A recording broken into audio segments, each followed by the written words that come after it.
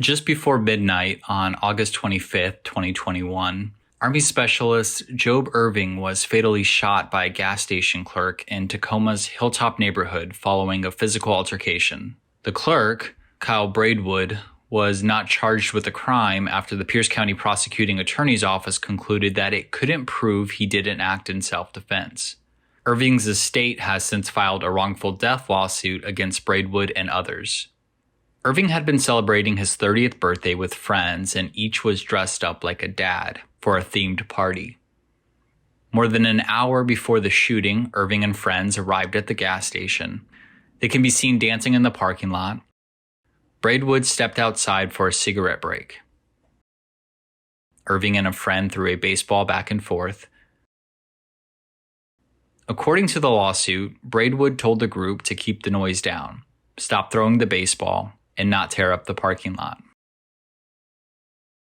According to the lawsuit, Irving, who had a retractable tape measure as part of his costume, can be seen swiftly walking toward Braidwood with the tape measure extended, pretending to measure Braidwood. Braidwood immediately tosses Irving to the ground, resulting in Irving suffering a bump that was bleeding on the back of his head. Braidwood, cigarette still in mouth, rushes back toward the store entrance. Irving follows behind. Irving's friend separates the two.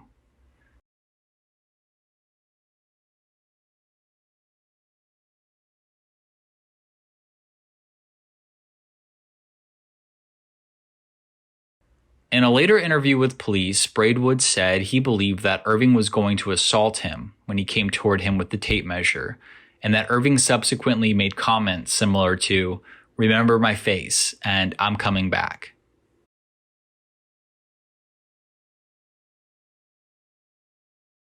Irving eventually leaves with his friends to a local bar, but doesn't stay. His friends told police he returned to the gas station without anyone noticing. Irving goes to wait for police to arrive after he calls and reports the altercation. Braidwood also calls police. Here's audio from his call immediately after the altercation. 911, where are you reporting? I'm at this Shell gas station on 15th and Sprague. A man just tried to attack me. I took him to the ground. They're refusing to leave. He's outside and he's in a white Jeep. I got a couple pictures of them. They might leave now. They're in a white Jeep Grand Cherokee with a gas can on top. They're leaving now. It was a party of about 4 people. Here's audio from Irving's call. 911, what are you reporting? I just got assaulted and thrown on the ground by a gas station worker. Upon returning to the store, Irving records himself waiting for police at the store's entrance.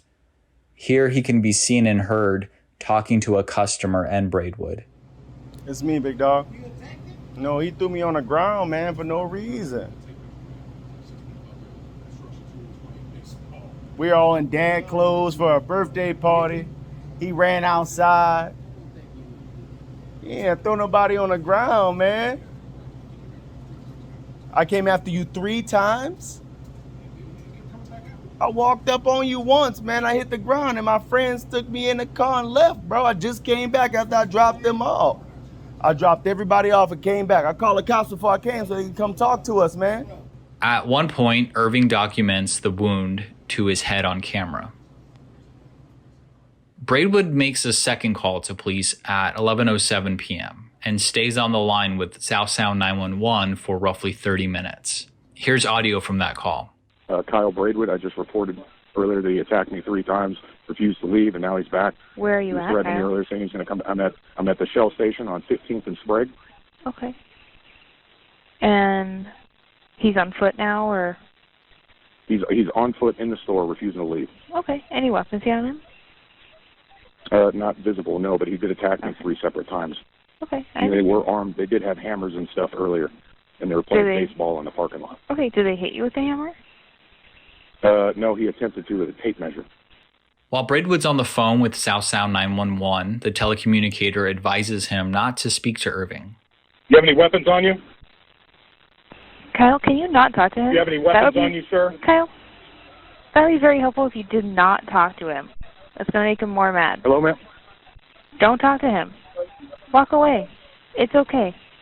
I don't know why you're antagonizing him. I'm not, ma'am. He's threatening me. That's why I asked him if he had any weapons. Okay. Why don't you just ignore him? I am, but we have other customers. Braidwood is concerned that he has to close the store at midnight and Irving isn't leaving. Like, apparently he's waiting for the police.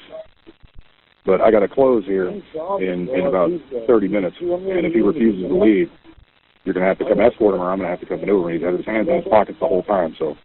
At one point, Braidwood engages Irving in small talk over Irving's military career and Braidwood's unsuccessful efforts to join. I tried to enlist in the Army a couple times.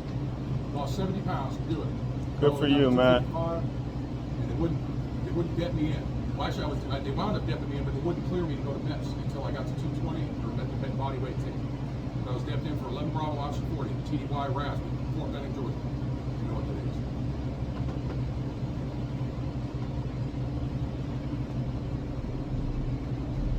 is. I'm glad you served our country, man. I did, sir. That's what I say. For what it's worth, I appreciate you rubbing up for me.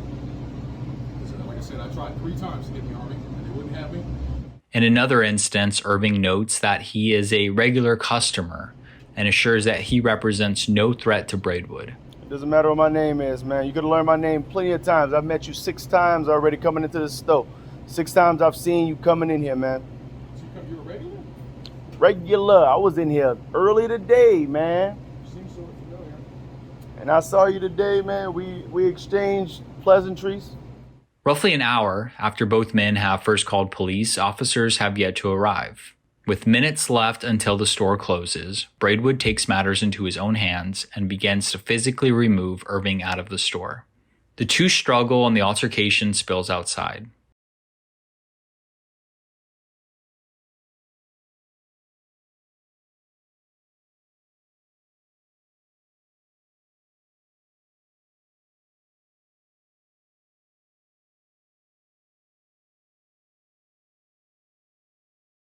Warning, the following footage is graphic.